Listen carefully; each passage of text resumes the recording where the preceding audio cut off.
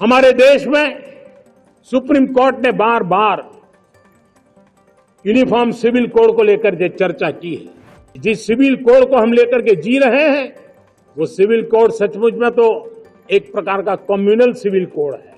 कानून धर्म के आधार पर देश को बांटते, ऐसे कानूनों को आधुनिक समाज में कोई स्थान नहीं हो सकता है। समय की मांग है कि देश में एक सेकुलर सिविल कोड हो।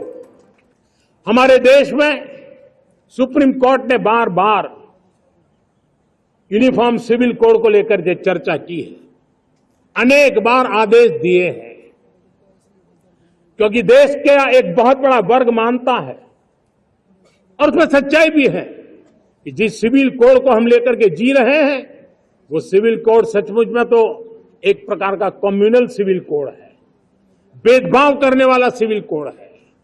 ऐसे सिविल कोड से जब संविधान के 75 वर्ष मना रहे हैं और संविधान की भावना भी जो हमें कहती है करने के लिए, देश की सुप्रीम कोर्ट भी हमें कहती है करने के लिए, और तब जो संविधान निर्माताओं का सपना था उस सपने को पूरा करना हम सबका दायित्व है। और मैं मानता हूं इस गंभीर विषय पर देश में चर्चा हो, व्यापक चर्चा हो, हर कोई अपने विचारों को लेकर के आए और उन कानूनों को,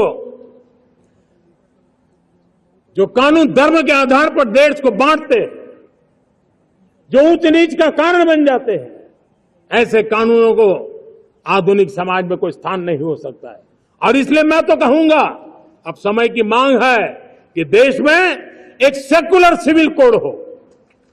हमने कम्युनल सिविल कोड में 75 साल बिताए हैं, अब हमें सेक्युलर सिविल कोड की तरफ जाना होगा और तब जाकर के देश में धर्म के आधार पर जो भेदभाव हो रहे हैं, सामान्य नागरिक को जो दूरी महसूस होती है, उससे हमें मुक्ति मिलेगी।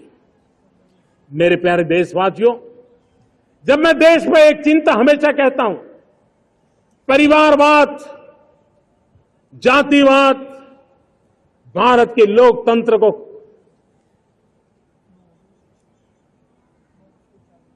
बहुत नुकसान कर रहा है। मेरे प्यारे देशवासियों, हम संकल्प के साथ तो बढ़ तो रहे हैं, बहुत आगे बढ़ रहे हैं, लेकिन ये भी सच है कि कुछ लोग होते हैं जो प्रगति देख नहीं सकते, कुछ लोग होते हैं जो भारत का भला सोच नहीं सकते हैं।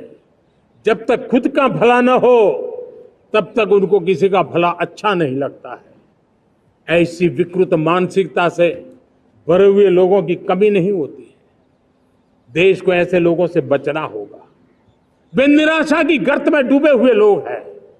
ऐसे मुट्ठी भर निराशा की गर्त में डूबे हुए लोग,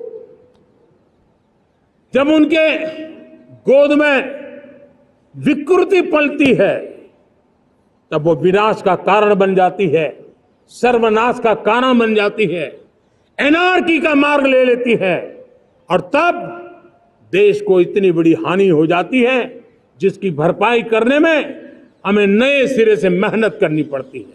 इसलिए ऐसे जो छुटपुट निराशावादी तत्व होते हैं, वो सिर्फ निराशा इतना नहीं है, उनकी गोद में विकृति पल रही है। ये विकृति विनाश के, सर्वनाश के सपने देख रही है, ताने बाने जोड़ने की प्रयासों में लगी हुई है। देश को इसे समझना होगा। लेकिन मैं देशवासियों को कहना चाहता हूं कि हम हमारी नेक नीयत से, हमारी ईमानदारी से, राष्ट्र के प्रति हमारे समर्पण से हम सारी परिस्थितियों के बावजूद भी विपरीत मार्ग पर जाने वालों के लिए भी, उनके भी दिल जीत करके हम देश को आगे बढ़ने के हमारे संकल्प में कभी भी पीछे नहीं हटेंगे, ये मैं विश्वास दिलाना चाहता हूं। साथियों, चुनौतियां हैं, अनगिनत चुनौतियां हैं। चुनौतियां भीतर भी है, चुनौतियां बाहर भी है। और जैसे जैसे हम ताकतवर बनेंगे, जैसे जैसे हमारा तवज्जो बढ़ेगा, तो चुनौतियां भी बढ़ने वाली है, बाहर की चुनौतियां और बढ़ने वाली है, और मुझे उसका भली भांति अंदाज है। लेकिन मैं ऐसी शक्तियों को कहना चाहता हूं, भारत का विकास किसी के लिए संकट लेकर के नहीं आता। हम विश्व में समृद्ध थे तब भी हमने कभी दुनिया को युद्ध में नहीं झोंका है। हम बुद्ध का देश है, युद्ध हमारी राह नहीं है।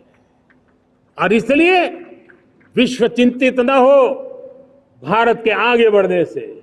मैं विश्व समुदाय को विश्वास दिलाता हूं कि आप भारत के संस्कारों को समझिए, भारत के हजारों साल के इतिहास को समझिए। आप हमें संकट मत मानिए, आप उन तरकीबों से न जुड़िए जिसके कारण पूरी मानव जात का कल्याण करने का सामर्थ्य जिस भूमि में है, उस भूमि को ज्यादा मेहनत करनी पड़े। लेकिन फिर भी मैं देशवासियों को कहना चाहता हूं, चुनौतियां कितनी ही क्यों ना हो, चुनौती को चुनौती देना ये हिंदुस्तान की फितरत में है।